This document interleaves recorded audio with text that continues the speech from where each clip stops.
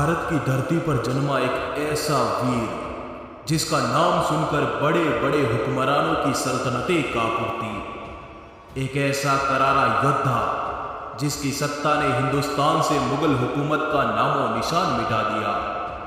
संपूर्ण भारत पर हिंदू हुकूमत जमाने वाले अटक से कटक तक की धरती पर जिसके नाम का भगवा लहराता था, उस वीर का नाम है छत्रपति शिवाजी महाराज। तो आइए जानते हैं छत्रपति शिवाजी महाराज के अनसुने सच्चे इतिहास को। उम्मीद है आपने इस वीडियो को लाइक जरूर किया होगा, तो चलिए शुरू करते हैं। छत्रपति शिवाजी महाराज का जन्म 19 फरवरी सन 1630 को महाराष्ट्र के शिवनेरी किले में हुआ।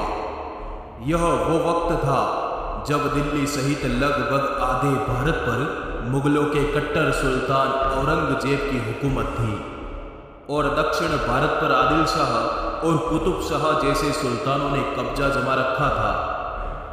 इस वक्त तक भारत में एक भी स्वतंत्र हिंदू राज्य नहीं बचा। देश, धर्म, मंदिर, हिंदू और गायों को खतरे में देख मात्र 15 साल की उम्र में छत्रपति शिवाजी महाराज ने संपूर्ण भारत पर हिंदू हुकूमत जमाने की प्रतिज्ञा ली और इसी उद्देश्य से शिवाजी महाराज निकल पड़े अपनी सेना बनाने। पर 15 साल के बालक का साथ भला कौन देता, इसलिए उन्होंने अपने दोस्तों को अपने साथ लिया और बीजापुर की मुस्लिम सल्तनत पर धावा बोल दिया।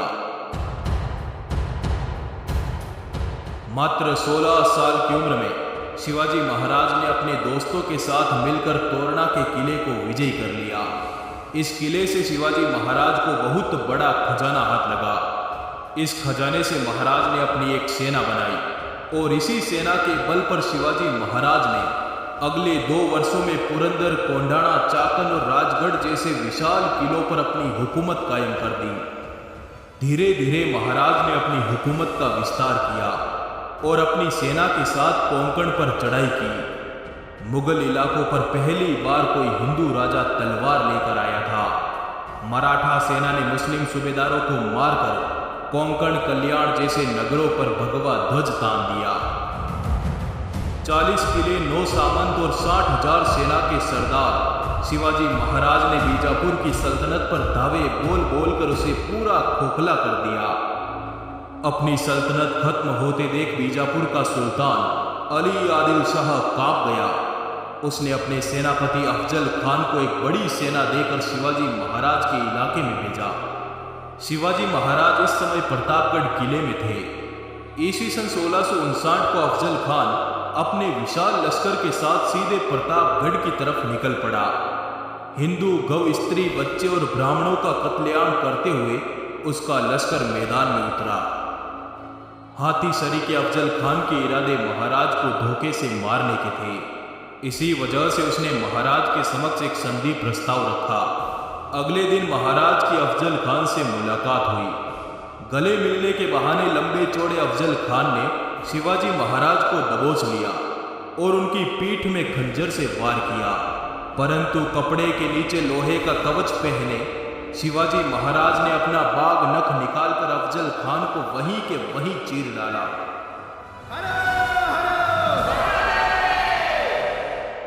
अफजल खान के मरते ही उसकी तमाम सेनाएं हवा की रफ्तार से भाग निकली, परंतु महाराज पर हमले से नाराज मराठे भागती हुई आदिल शाही सेना से भिड़ गए और गुस्से से लबरेज भगवी तलवारों ने 8,000 दुश्मनों को गाजर मूली की तरह काट डाला। अफजल खान द्वारा मंदिरों के विध्वंस का गुस्सा शिवाजी महाराज ने बीजापुर की सल्तनत पर उतारा। ईस्वी सन 1660 तक शिवाजी महाराज ने बीजापुर के चौथाई हिस्से पर कब्जा कर लिया। सल्तनत के किले ध्वस्त हो गए, जागीरें लुट गई और सल्तनती सेनाएं लड़ लड़कर बर्बाद हो गई। दक्कन की सल्तनत को रक्त से नहलाकर महाराज ने अपनी सेनाओं को कोल्हापुर की तरफ कूच करने का आदेश दिया।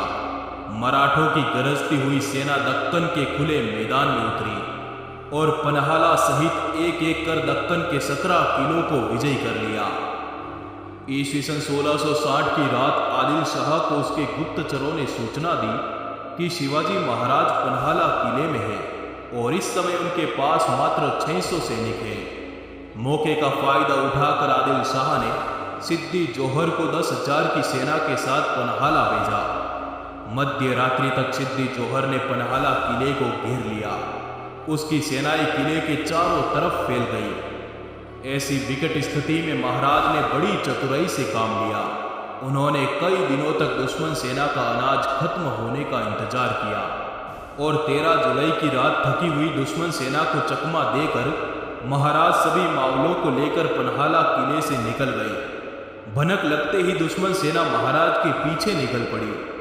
महाराज 300 मावलों के साथ आगे बढ़ चुके थे और इधर बाजी प्रभु देश पांडे के नेतृत्व में बाकी बचे मात्र 300 मावले 10,000 दुश्मनों से भिड़ गए। ये युद्ध आज तक के इतिहास का सबसे भयानक युद्ध सिद्ध हुआ। मात्र 300 मावले पूरी रात शत्रुओं से लड़ते रहे। सुबह तक उन्होंने 5,000 से अधिक दुश्मनों को मार डाला। बीजापुर की सल्तनत को तबाह करने के बाद शिवाजी महाराज ने मुगल इलाकों पर चढ़ाई करना आरंभ किया।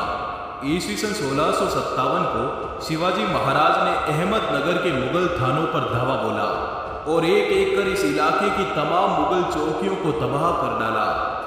जजिया कर गो हत्या पर विराम लगाते हुए शिवाजी महाराज अपनी सेनाओं के साथ आगे बढ़ते गए और जुन्नार के मुगल ठिकाने पर चढ़ाई कर दी।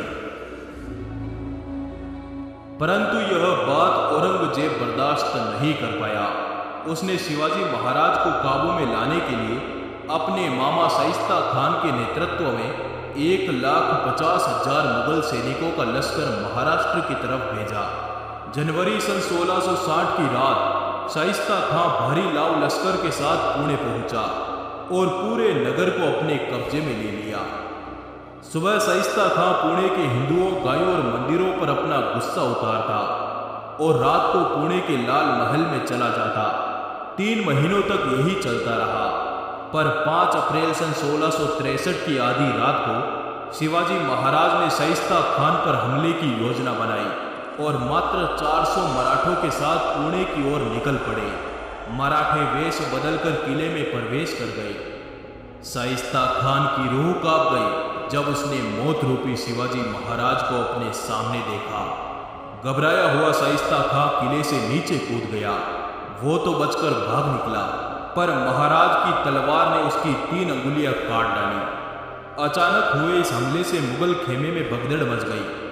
इस भगदड़ का फायदा उठाकर सभी मराठे पुणे से वापस लौट आए। ईस्वी सन 1664 को छत्रपति शिवाजी महाराज ने मुगलों के सबसे अमीर शहर सूरत पर चढ़ाई कर दी। मराठों ने सूरत के पूरे मुगल व्यापार को चौपट कर दिया और मुगलों की बेशुमार दौलत को अपने कब्जे में ले लिया। इस घटना से औरंगजेब का गुस्सा 7वें आसमान पर था।